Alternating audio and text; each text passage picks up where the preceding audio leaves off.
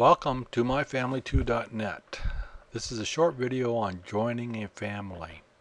Here we have John Stahl, and he's registered and logged in and everything already, but no family's registered.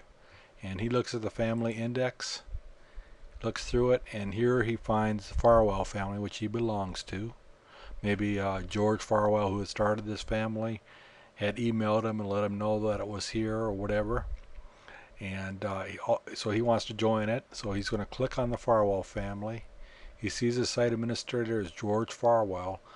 Now if they don't know each other, John would have to put in quite a bit of information in here, and then if George checks that information and verifies that John is who he is, he may give him access, or he may email him with more questions, or whatever the case may be.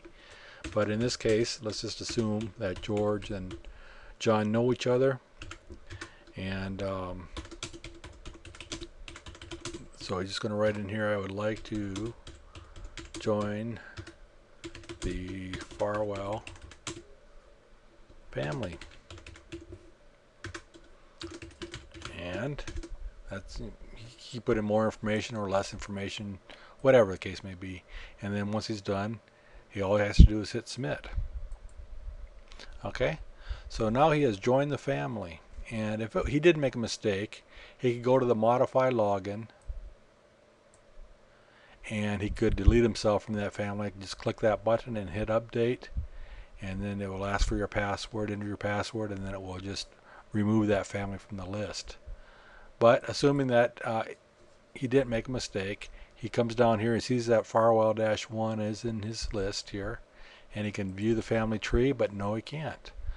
George has not given him access yet, so he's in the wait mode here. He cannot do anything until George gives him access to this family.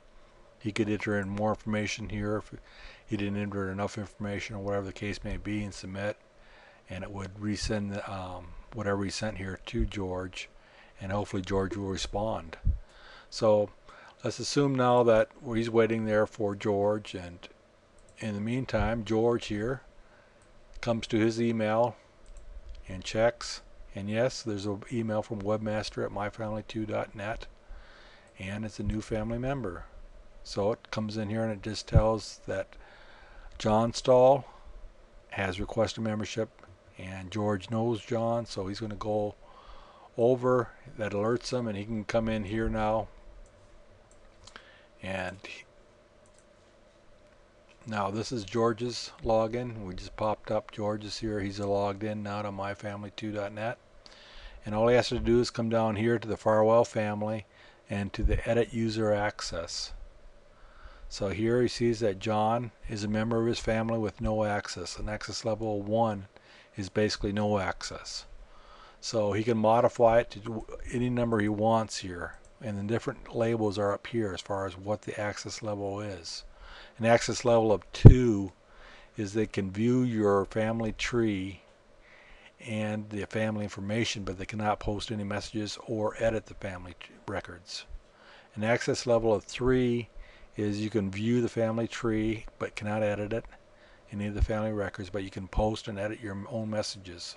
And this would be typically the level for most family members, because level 4 would be where they do have the edit rights to the family information, but you got to be careful with this one, because obviously if two different people are editing the same record, somebody's going to get overwritten. So use that one with care, and you can't even set 5 here, but that's typically never done. So typically it's 3, and then if they have any input here, they can post on the message board or email the family administrator. So he's going to set John up as level 3, and he hits update. So you can see here that John Stahl access level was changed from 1 to 3. So that's already done, and that's all George needs to do. He can send email, of course, to John and let him know that he now has access to the site. Now John, in the meantime, comes in here, he logs back in, and he sees that now he does have access, because he sees that the message board is here.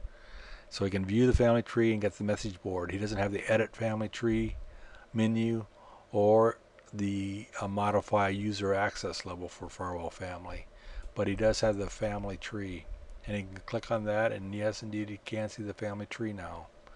And he can click on any one of these guys here and see the information that George has entered in.